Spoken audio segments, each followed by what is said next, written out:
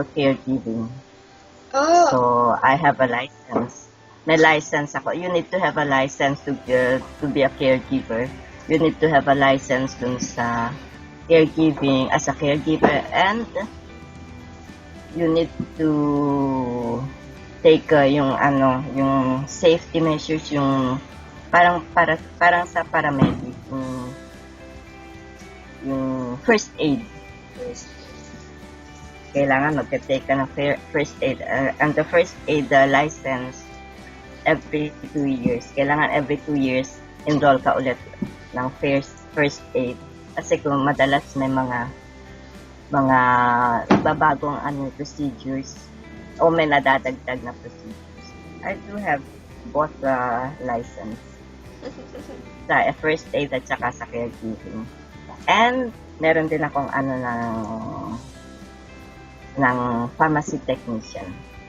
Pwede ako sa pharmacy. And before being a pre-med student, nag-pre-nursing din ako, BSN. BSM. Sa St. Luke. Okay. St. Luke's. BSN, Bachelor School of Nursing. St. Ako Luke's. nag-pre-nursing. Tapos ako pre-nursing, pero hindi ako nag-intern. As a caregiver, is your family okay with you working in another country? And how did you feel about leaving them? Yeah, in a way, we have to consider everything. The financial, that's the first thing. As a caregiver, caregiving is giving love and care. So, first, the quality of a caregiver should have a family full of love, and you have to think of your family wherever you go, so you can give love to others. It's a way of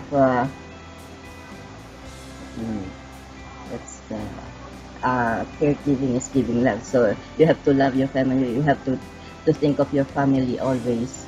But being away from your family is so hard. It's the hardest thing. It's about giving love. That's the most important thing. Pag-abroad ko,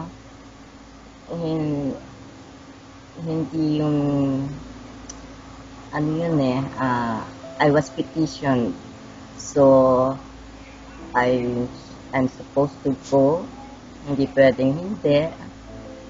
And I have to leave all of you behind para hindi mawala yung ng petition. Mawawala yung pag hindi ako umpes. Not because na paggustuhan ko, pero I have to.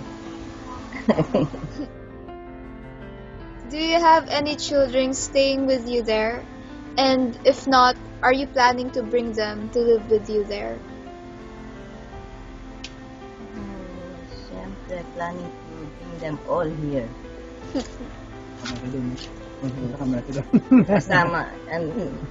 Kasama siya, siyang first priority. Sino na? Kasama ka raw doon. Oh. Priority.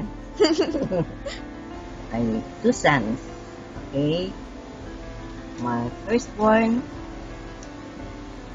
okay naman, he graduated in college, having a good job, I think. So, walang, no problem. I do not worry too much about them.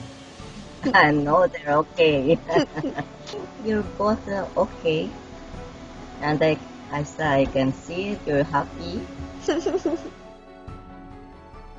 Are you the breadwinner of your family, or is someone else in your family that is helping you or provide for their needs? We share in everything. My sons, they work and they share. So you won't have any problem, diba? You share in everything. I cannot say I'm the breadwinner. There is no breadwinner, winner, breadwinner. We share in everything. Share. Everybody works. I have a brother here, an engineer, and one brother there, an attorney. How much is your salary, and does it work for you and your family? Yeah. My salary is not that, but it would be enough. It's $10 per hour.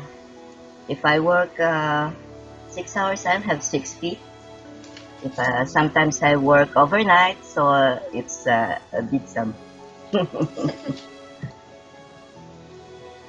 But it would be enough compared to the dollars to the pesos. $1 is I think it's almost 50 pesos. Oh, I don't know. So $50 is 2,000, almost 2,500 there. So I usually send $50 to $100. Usually, to your dad, to mom. How many years are you working as a caregiver now, and when do you plan to retire? 3 years, I think. 3 years. I used to work as a pharmacy technician. But the pharmacy technician has isn't good enough, so it's better to work as a caregiver. I can work on my own time and plan to retire. Maybe after I I feel I still feel young, so maybe after 10 years. as long as I can move around and do the things that a caregiver does. Just the caregiving that I do, I also have sidelines like I cook some food to be delivered to some people order some food like leche plan or so I also earn a little from it. And I also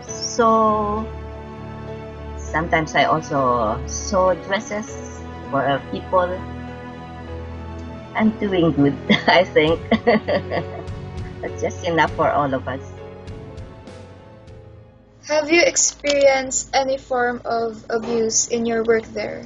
And is your relationship with your patient or the family's patient good? No, but if being underpaid is a sign of abuse, I did have in one of my but relationship with the patients, you mean? I usually take care of the seniors so they can't abuse me. Usually most of them are handicapped and a wheelchair, but it's okay. They're doing fine and they're good to me. Plus I'm sweet to them, so they're sweet to me. How many hours in a day or times in a week do you bond or talk with your family? Almost every day we talk, diba? We chat on Facebook, Yeah. but not really talking face to face. Yeah. with your dad. Same, same with your dad. But I miss your Tito Buddy. He doesn't connect. Oh, At least once a day once a day. we chat with her. Yeah. Yeah, at least once a day. It's it. At least once a day there's a contact. So you won't forget me. You might forget me.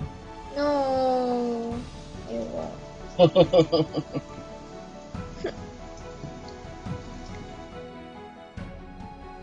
Sometimes you may experience a certain rush of emotions in your work, especially the feeling of homesickness or guilt or maybe anger or something. How do you handle these? Usually emotions at work. Yeah, I do feel them whenever there's a patient that died. I Patients do die, so it makes me feel so sad, not having them around anymore. And usually when I'm too connected with them emotionally, and those seniors, they're so sweet, and they you feel that they treat you as a sister or as a daughter. So when they're gone, when they pass away, we do go to their funerals. I see to it that we go to their funerals.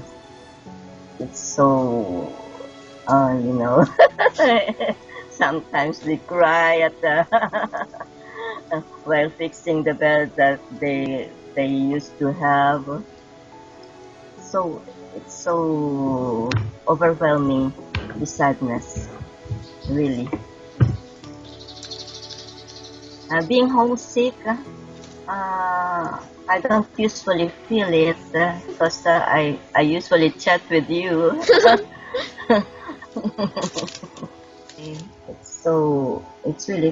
It feels so sad.